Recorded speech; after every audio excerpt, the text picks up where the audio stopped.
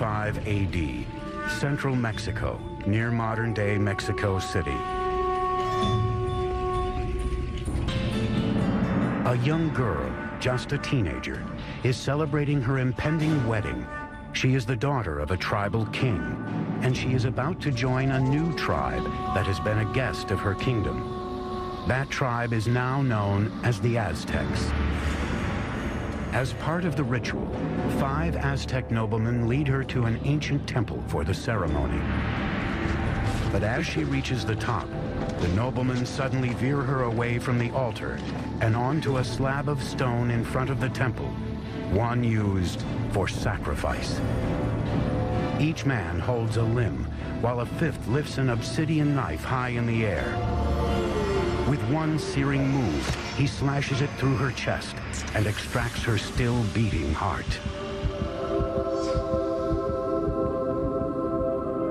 That evening, the king is invited to a ceremony to celebrate the marriage.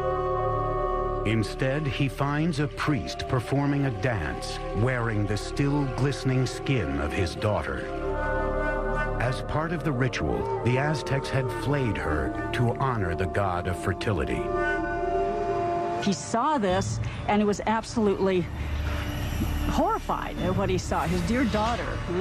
And so he and his forces immediately chased the Aztecs into the lake and onto this island where they sought refuge. The marshy island was an unwelcoming place. Yet it was from here that the Aztecs would beat the odds against them and forge the most powerful empire of the Americas.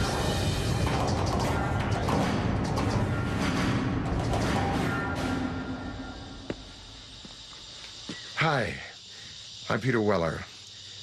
When I think of the Aztecs, I think of an elegant people with beautiful skin and flamboyant headdresses of many colors, and I think of floating cities and a terrific song by Neil Young about Moctezuma and Cortez. But I also think of knives, of obsidian glass ripping into chest cavities and hands, pulling out bleeding hearts and holding them high. Most of the Aztec sacrifices were performed in a temple atop a stone pyramid like this one. The Aztecs felt that without these offerings, the sun would literally cease to rise and the universe would die. Now, Aztec history is a fusion of fact and myth. But what we do know is that this murder, as horrific as it was, not only marked the beginning of the Aztec Empire, it also marked the location from where it would rise. The island the Aztecs were banished to after their disastrous sacrifice of the princess was in Lake Texcoco, the largest of 5 interconnected lakes covering a valley about 40 by 70 miles. Today, this once vast and open valley is teeming with what is modern-day Mexico City, one of the largest cities in the world. But 700 years ago, the island was so swampy, no one had laid claim to it. Now, as they gazed on the lake, the Aztec leader Tenoch announced to his followers that he had seen an eagle perched on a cactus in the middle of the lake, a sign from the gods that they had found their new home. They would name their city Tenochtitlan. Life is tough for the Aztecs in the early days of Tenochtitlan, but they have a vision of a powerful city modeled on an ancient and legendary city just 25 miles away. They called this city Teotihuacan, or City of the Gods. We know very little about Teotihuacan because all we have is the archaeological remains. We don't have any writing, we don't have any documentation that really fleshes out what went on at this big city. It was in ruins, even in Aztec times, but they believed it to be the stomping grounds of the gods and the literal birthplace of the sun itself. The place the Aztecs most revered in Teotihuacan was a pyramid that rose above the tree line. It was called the Pyramid of the Sun. The massive sun pyramid contains 1 million cubic yards of earth and stone, with a base roughly the same as the Great Pyramid of Giza in Egypt. The Aztecs believed Teotihuacan was laid out in the image of the cosmos, created by their gods. Now it was this image they would attempt to replicate in the construction of their new city, Tenochtitlan. Taking on the challenge would be an Aztec leader named Acamapichtli. In 1376, he embarked on an ambitious plan to engineer an advanced city at Tenochtitlan. But there was a problem. The swampy islands that they took over needed a lot of work. When they started to build anything, it would begin to subside. There was simply no foundation on which to build. The Aztec solution would revolutionize the architecture of the Americas. They began by anchoring their buildings deep in the ground using a system of pilings made from wood. Workers cut stakes into 30-foot lengths, 3 to 4 inches wide.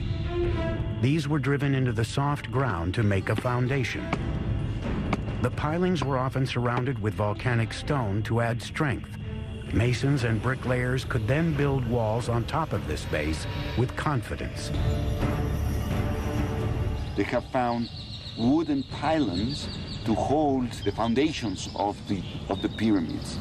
The fact that it didn't sink or the fact that it didn't just topple, I think that's a major feat of engineering. Tenochtitlan was an island city, but the lakes surrounding it were very shallow, sometimes only 7 feet deep. The whole thing looked like a giant metroplex floating on a pond. Originally, the only way to get from this floating city to the mainland was by boat. But the Aztecs eventually devised a series of causeways, sometimes 45 feet wide, that would connect their floating city to the mainland provinces. The causeway was supported by strong wooden pilings, the same pilings that supported their temples and other buildings. Thousands of these pilings had to be driven deep into the lake bed, and this presented a logistical challenge that could only be met by a strong, skilled labor force and the best of Mesoamerica's engineers. To build a causeway, 2 lines of stakes were laid out. Then the space between them was filled with stones and earth until it reached several feet above the water level. This allowed the road to support enormous weight. These causeways were built very straight, they were very wide, with bridges that would open up that connected the city to the north, to the west, and to the south. The roads enabled the Aztecs to transport larger, heavier materials for building. But this presented a new challenge. There were no beasts of burden in Mesoamerica, so everything had to be done with humans. No carts, no wheel.